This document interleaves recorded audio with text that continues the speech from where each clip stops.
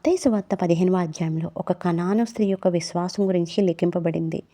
ఇక్కడ ప్రభువుని వచ్చి వేడుకుంటుంది. ప్రభువా, నా కుమార్తె దెయ్యం పట్టింది, బాధింపబడుచున్నది ప్రభువా.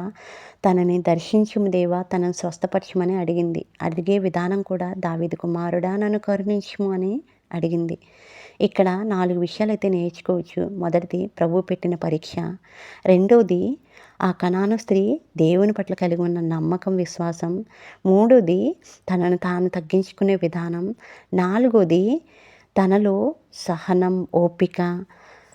దేవుడు స్వస్థపరిచేంత వరకు దేవుడితో మాట్లాడుతూనే ఉంది. దేవుడి దగ్గరే, దేవుడి సన్నిధిలోనే ఉంది. అలా అని దేవుడు తనను విడిచిపెట్టేలేదు. తన కుమార్తె స్వస్థపరచబడింది దేవుని ద్వారా. ఏ గడియలో అంటే తను విశ్వసించిన గడియలోనే, తన దేవుని వేడుకున్న గడియలోనే. మనం కూడా మన జీవితంలో ఎన్నో గడ్డు సమస్యలు, అనారోగ్యాలు ఉంటాయి. కానీ మనకున్న సహనము, ఓపిక బట్టి మనం స్వస్థపరచబడతాము.